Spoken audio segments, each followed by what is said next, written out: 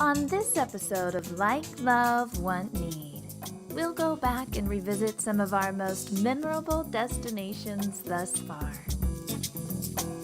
Eu não vejo a hora de estar ao seu lado.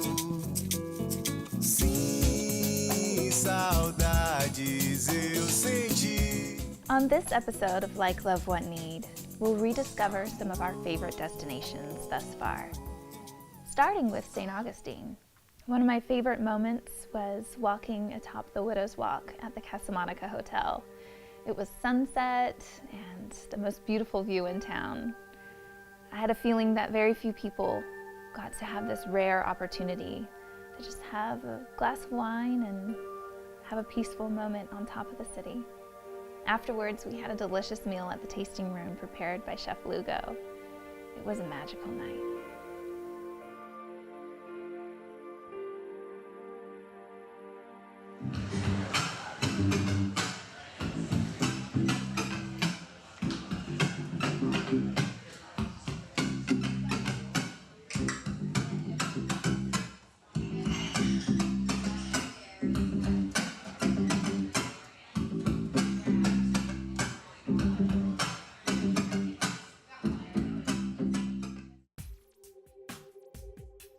Chef Lugo and Stephanie invited me to come back to the tasting room and sample their delectable fare in an ambiance that only an evening can host.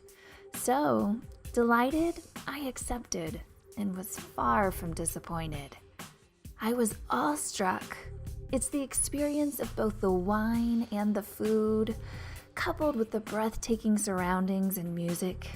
You'll truly feel as if you're in another country eating the best it has to offer.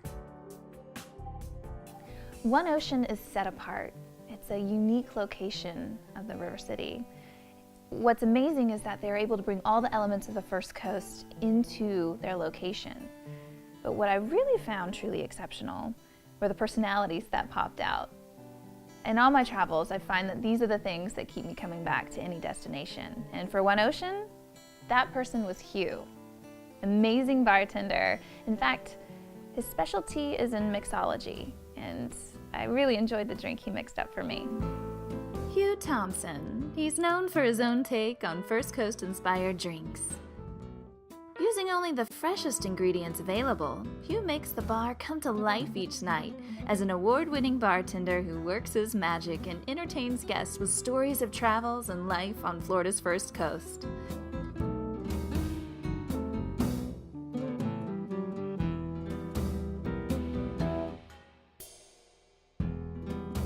Incredibly talented, charming, and not to mention he's very easy on the eyes.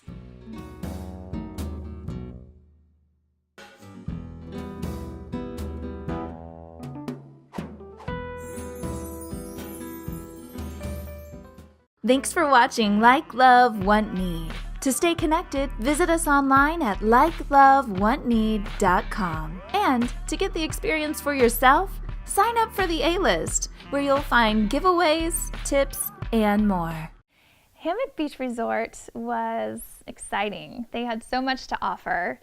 It was my very first on-camera golf experience, and it was pretty fun. I think I learned a few tips that'll help my short game. So Brad, you're the director of golf here at the resort, and tell me, what does that include? Well, the director of golf is a pretty encompassing job here. My responsibilities include overseeing the entire golf course maintenance department for both golf courses and the golf shop operations, which includes programming for the membership, group sales, and just leisure play. So there's a lot going on here at Hammock Beach. You think you have what it takes to bring the champion out in me? Absolutely. I heard you have a lot of talent. Oh yeah, I think I need to work on my short game though. You ready? Yeah, definitely. Okay. Show me how it's done. All right, well go ahead and take your grip. Okay. And we're gonna go for this hole right over here, Okay. I guess. Okay? All right, so am I holding this right? Yep, that looks good. We're just gonna put these fingers on right here. Okay. Now the secret in putting is that you wanna make sure your eyes are directly over the ball. Another little tip here is you wanna keep your head really, really steady. Okay. Okay, so we're gonna back you up just a little bit. Good, excellent. All right, a little more flex in the knees. Okay. Right, head real steady, and then just make sure you follow through. So your neck club all the way through. Yeah, good. Maybe too Now we much got to get power. something right in between, and we're golden. Okay, good. We're good. All right, and who's the worst player you've ever had? It's not me, it's right? You. Okay. It's not you. So make sure your thumbs are on the grip. All right. Just a little bit softer. Okay. Excellent. And I Very appreciate good. your Yeah. help. Thanks. Nice job. Thank you. Yes. Yes. And I think that I'm ready for TPC. Don't you? For our next conversation with the chefs, I actually had been preparing and sat down with Chef Carlos. I was just picking his brain on what it's like to be an executive chef and how far he'd come. Surprisingly, he had nothing but accolades to give to the people who work for him. He wouldn't even talk about himself. It was all about the journey and the people who've built him up and led him to where he is today. So when you see us pick up on our conversation on camera, it's really just an extension of that, and it was so moving it actually brought me to tears. Earlier, we were talking, and I was pleasantly surprised at your lack of ego. You were telling me that it's not about the one person, but it's about the team. There's so many moving parts that I couldn't do it by myself, so I really like to get everybody involved. That way, we all are share the same experiences. We share success, we share failure, and we do it again tomorrow. So it's certainly very important for me to get everybody involved. I love that. You guys are like a family, and that's important because your family has been a part of your journey to this point. Chef Daniel, you were telling me earlier how important your family has been in leading you to this part in your life. Yes, well, my dad actually had a big part of inspiring me to cook, because in the household he was the one that always prepared the meals, and they were always great, you know. And I went to culinary school, and my mom had a big part pushing me to go forth with that because she owned a bakery, and I remember the long nights and days baking and delivering. So I think that was, you know, it's just been part of my life. I believe in my roots. And that's part of the way that you cook, and you were talking about that as well, and the dreams that led you to this point in your life. You said that your dad had been an inspiration to you as well. And tell me how that inspiration translates into the dishes that you prepare. I like to consider myself really adventurous when it comes to cooking, and I remember when my dad used to wake up on Sunday and cook and prepare black risotto, calamari, and we didn't like it so much, but we had to eat it. So we were exposed to different flavors, different memories. I love that. The passion and the inspiration that goes into what you guys are making here. And Chef Daniel, you were just preparing something for us in the kitchen. Will you tell us a little bit about the signature dishes here? Yes, well, it's the shrimp and scallop scampi. It is one of our signature dishes. We've had it on the menu probably about 4 years now. It's been a hard task to take it off, so we just decided to leave it on. You know, we don't need to switch it. So people just keep asking Yes, for it they more have. and more. I do not want to know what would happen if we would take it off. All right, well, my stomach's growling. I don't know about you guys, but I'm ready to try some. Let's do it. All right. All right. Looks delicious. Tell me a little bit more about how it was prepared. All right, well, I like using linguine just because I believe a linguine holds on to the sauces a little better than spaghetti. Fettuccine is great too, but I just, my preference.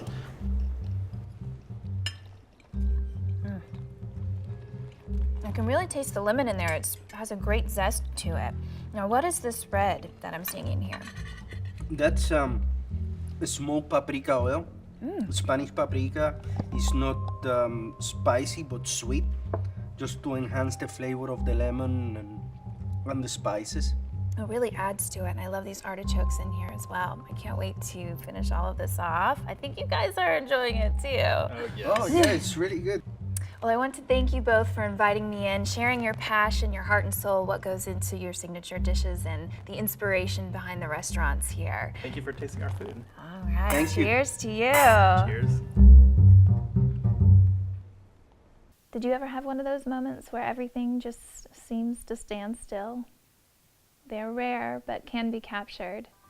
I had one of those at Hammock Beach Resort on their beach with their picnic basket experience. I was so happy to have that romantic time with my special someone.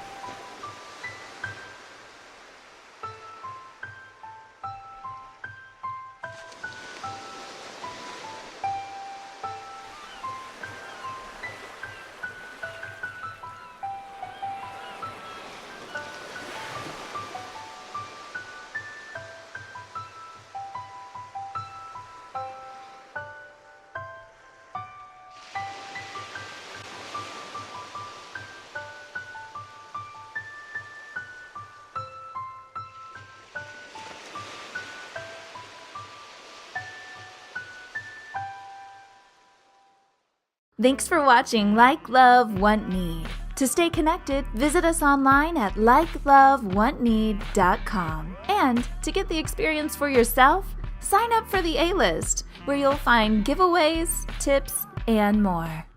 Our Farm to Table episode was also extremely popular.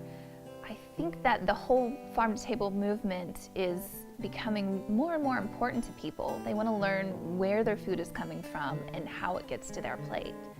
My conversation with executive chef Guy was very motivational. He had a lot to say about where he'd come from and about how important what he does is to him. For him, it's not just a job, it's a passion, it's a calling. Chef Guy, John was just telling me about your amazing resume and a little bit about the story of how you got here. Could you go into detail about that a little bit Sure. It was a good story.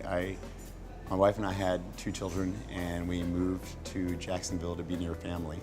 And I was interviewing up and down the coast through headhunters, looking for an executive chef job. And unbeknownst to me, my wife sent John my resume. And he's kind of soft-spoken, and he left me a voicemail. And I had read about him, and I thought, oh, that's that owner from Chew. So I called him up, and we exchanged voicemails, and one day I just went in and had lunch, and we got to talking, and he said, well, I don't have, anything for you. You're a little overqualified. And I said, well, maybe I could just come in and cook for an evening and take a look around. So I did, and we hit it off immediately. I liked him from the moment I met him.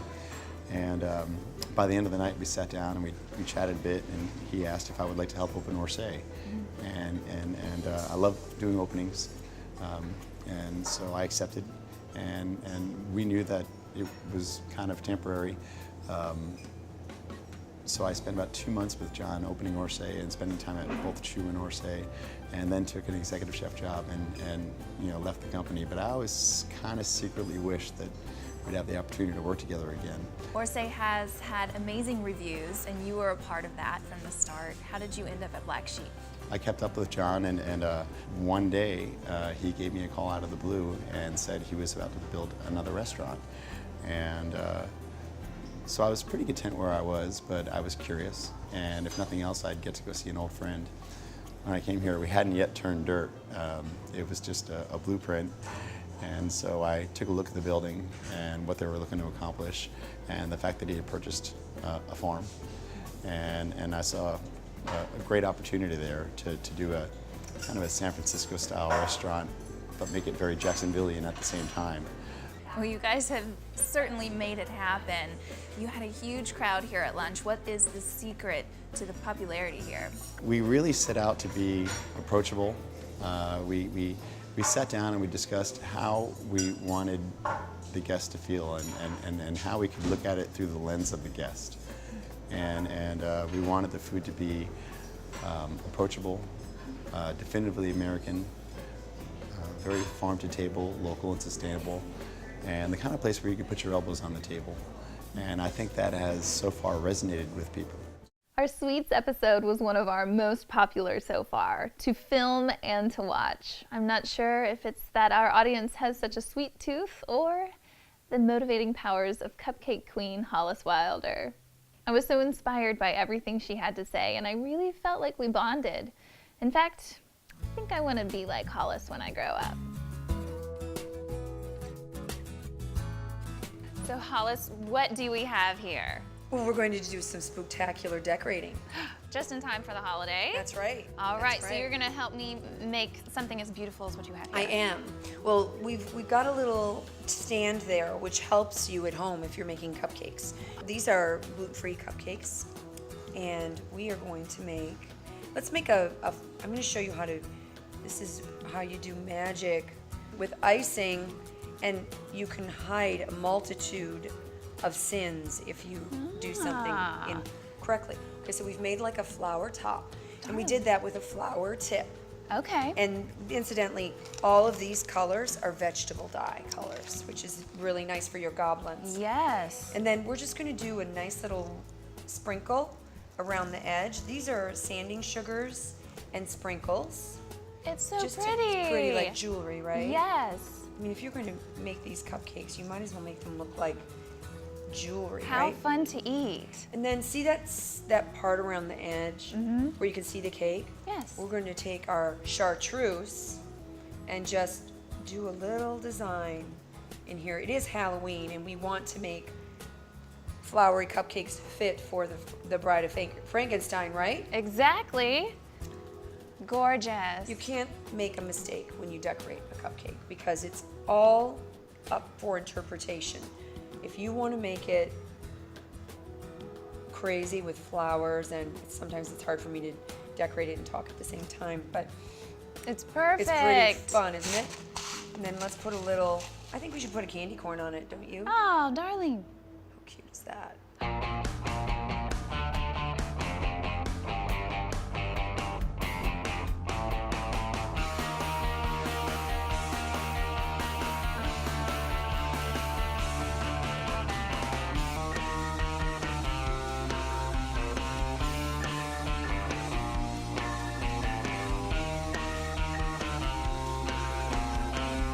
Should we toast?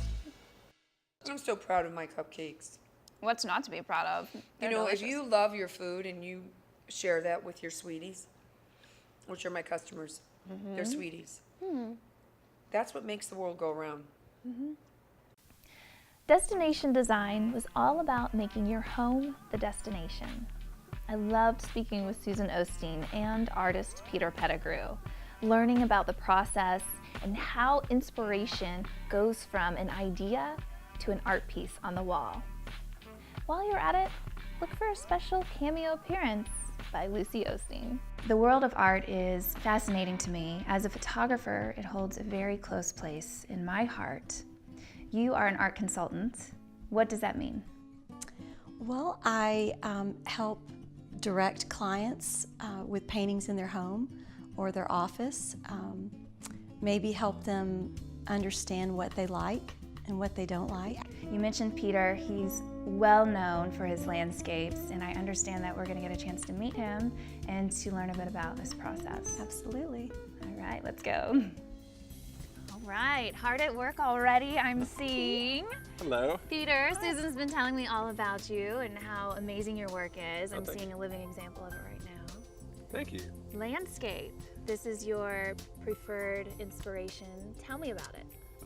Well, yeah, I've been painting landscape for about 30 years, and it's just one of those things I kind of got started with, and once I got it on track, I just never changed it. So it's your passion on canvas. I think people are always curious to learn what the starting point of the muse of this particular piece is when they see a great piece on the wall. Tell me about one of your favorite moments. Well, it would have to be our commission we did together at Pablo Creek, which was a lot of fun. Sounds like there's a story there. There's a few stories there. There's always a story there. But yeah, we had the collector with us, and we went out on location together, and it was interesting because he had a certain sort of point of view that he was looking for, but he wasn't a painter, so he didn't know how to approach it from the from the pictorial point of view. So we all put our minds together. I had the sketchbook with me. We were doing field studies like this, and we were able to put it all together as a group. So this place, they let you come in and kind of walk around and draw, or did you have to sneak in? Well, we were probably, trespassing at some point along the way, but, So there's a little bit of adventure involved here. There usually is. And we had our buddy Henry Von Gink with us, and he was, our collector loved his work of sky and his paintings, and he loved Pete's landscapes, and so they put their beautiful talents together and collaborated on this painting. It was magnificent. That sounds like something that's pretty rare between artists. One of a kind, yeah. It is. It really is. Yeah, and that was the one time we did it, and we haven't done it since, so it was a very interesting project. What a piece. A lot of fun. Well, one that I hope that we can share with everyone. Now, you guys seem pretty buddy-buddy. Is this the kind of relationship you have with all of your artists? Yes, but Pete's probably a favorite. You guys have been working together for a long time. A long time. Yeah. 15, 20 years. Yeah, long time. Yeah. Well, having seen your work, I'm inspired myself. They are truly exceptional, and I can't wait to have a piece of my own. Susan, thank you for taking the time with me today. I've enjoyed learning how you got into this business, about the relationship that you have with the artist. I guess the final question would be, is art the final piece of inspiration, or the inspiration that sets off the entire design in the home? I think it's a little bit of both. But in the end, I think the art always wins. It's been an incredible journey so far on Like, Love, Want, Need. Thanks for joining me on some of our favorite moments thus far. Until we meet again, remember, arrive in style, seek out the experience, and enjoy the journey. I'm Amy West. Hora de estar ao seu lado. Sim, saudades eu senti. Amor. You can find us on the web at www.likelovewantneed.com. And don't forget, like us on Facebook. You don't make it!